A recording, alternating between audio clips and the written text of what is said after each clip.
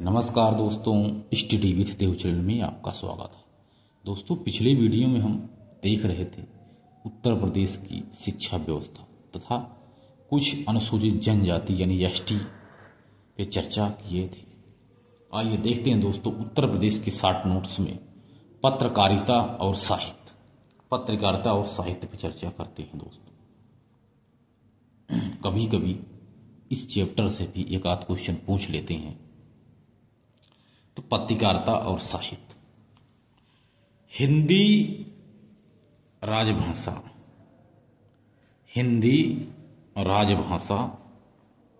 की स्थापना की बात की जाए तो यह अक्टूबर 1947 में हिंदी राजभाषा को माना गया। हिंदी को राजभाषा अक्टूबर 1947 से माना गया। उर्दू को दूसरा राजभाषा के रूप में अपनाया गया था 1989 में। 1947 में हिंदी को, लेकिन 1989 में उर्दू को राजभाषा अपनाया गया, माना गया। भारत विभाग की स्थापना, भारत में उत्तर प्रदेश में भाषा विभाग की स्थापना 1958 ईस्वी में हुआ। भाषा विभाग की स्थापना 1958 ईस्वी में। उत्तर प्रदेश में भाषा संस्थान, सिंधी अकादमी, पंजाबी अकादमी, ये सभी तीनों लखनऊ में स्थित हैं। चाहे भाषा संस्थान बोला जाए, भाषा संस्थान, सिंधी अकादमी, पंजाबी अकादमी, ये सभी लखनऊ में स्थित हैं।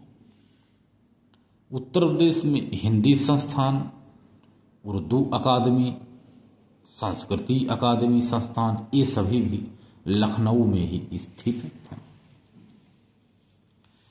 हिंदुस्तान अकेडमी, हिंदू अकादमी की बात अलग है, लेकिन बोल दिया जाए दोस्तों हिंदुस्तान अकेडमी की स्थापना इलाहाबाद में है, प्रयागराज में किया गया है। हिंदी साहित्य सम्मेलन भी इलाहाबाद प्रयागराज में होता है। भारत का पहला समाचार पत्र उतंड मार्तंड है, जो 30 मई 1826 ईस्वी से यह शुरू किया गया। 30 मई 1826 ईस्वी में उतंड मार्तंड भारत का पहला समाचार पत्र है। इसको प्रकाशित किया था, इसके संस्थापक हैं पंडित युगल किशोर शुक्ला, कानपुर के हैं। इसको प्रकाशित किया था 30 मई 1826 को। भारत का पहला समाचार पत्र यही है दोस्तों, उतंड मार्तंड। गैंगिंग एक्ट लागू हुआ था, यह एक प्रेस कानून है। 13 जून 1857 ईस्वी को गैंगिंग एक्ट लागू हुआ। यह एक प्रेस कानून है जो 13 जून 1857 को लागू हुआ। एक पत्र है सुधाकर पत्र को 1850 ईस्वी में वाराणसी से तारा मुँह मिश्र के द्वारा इसका संपादन किया गया। सुधाकर पत्र के संपादक हैं तारा मुँह मिश्र।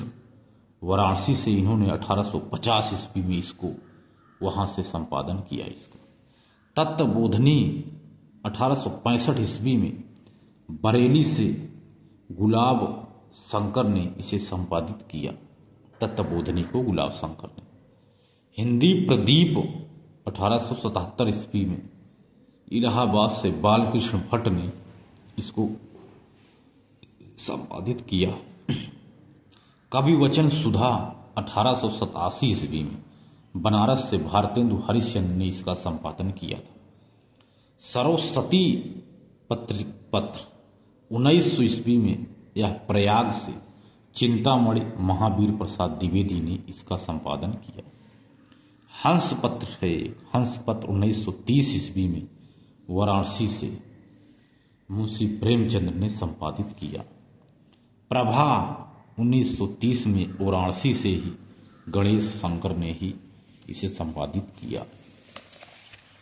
इसके बाद देखा जाए तो जामे जहांनुमा भारत में उर्दू का पहला अखबार को प्रकाशित किया, जो कोलकाता से प्रकाशन हुआ। इसका जामे जहांनुमा भारत में उर्दू का पहला अखबार है, कोलकाता से इसका प्रकाशन हुआ। 1922 ईस्वी में मुंशी सदा सुख लाल द्वारा, जो मिर्जापुर के निवासी हैं दोस्तों, इन्होंने कोलकाता से इसका प्रकाशन किया था, जामे जहांनुमा का, जो उर्दू का पहला अखबार है। बनारस अखबार को राजा शिव प्रसाद सितारे हिंद द्वारा नागरी लिपि का उर्दू का यह पहला अखबार है, बनारस अखबार। कुछ दैनिक अखबार थे दोस्तों, जैसे हिंदुस्तान दैनिक अखबार लखनऊ से प्रकाशित होता था, विश्वमित्र दैनिक समाचार कानपुर से, सन्मार्ग पत्र समाचार पत्र वाराणसी से, गांडीव दैनिक समाचार पत्र वाराणसी से, तथा टाइम्स ऑफ इंडिया का प्रकाशन दैनिक समाचार है, यह लखनऊ से किया जाता था। संगीत रत्न पुरस्कार बिस्मिल्लाह खां की स्मृति में शुरू किया गया। संगीत रत्न पुरस्कार बिस्मिल्लाह खां की स्मृति में शुरू किया गया।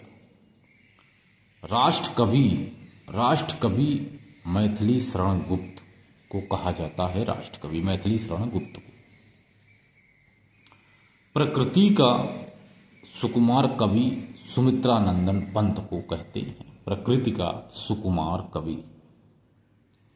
इसके बाद उत्तर प्रदेश में सबसे कम बोली जाती है यदि वह भाषा, तो है बघेली। उत्तर प्रदेश में सबसे कम बघेली बोली जाती है।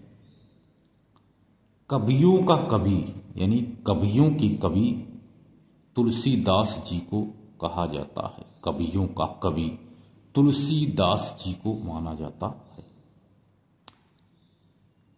व्यंजनात्मक बोलियां किसे कहते हैं? ये है अवधी और भोजपुरी। अवधी और भोजपुरी को व्यंजनात्मक बोलियां कहते हैं। हिंदी का मानक बोली यदि देखा जाए तो हिंदी का मानक बोली है खड़ी बोली। हिंदी का मानक बोली खड़ी बोली को कहते हैं। खड़ी बोली हिंदी का मानक बोली। कुछ बोलियां और विकास कैसे हुआ, इन बोलियों का विकास, जैसे बुंदेली एक बोली है, इसका विकास सौरसेनी अपभ्रंश से हुआ है। बुंदेली तो सौरसेनी अपभ्रंश से हुआ है। बुंदेली का, खड़ी बोली का, ब्रजभाषा का, तथा कन्नौजी का। कन्नौजी भाषा, कन्नौजी बोलियां, बुंदेली, खड़ी बोली और ब्रजभाषा।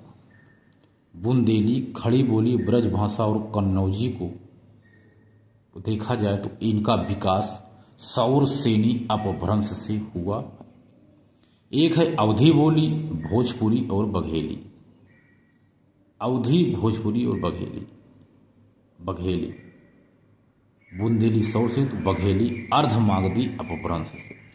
अवधी, भोजपुरी और बघेली, इन तीनों भाषाओं का विकास अर्धमागधी अपभ्रंश से हुआ है दोस्तों। धार्मिक पत्रिका कल्याण का प्रकाशन गोरखपुर से होता है। धार्मिक पत्रिका कल्याण का प्रकाशन दोस्तों, ये है बोलियां और विकास।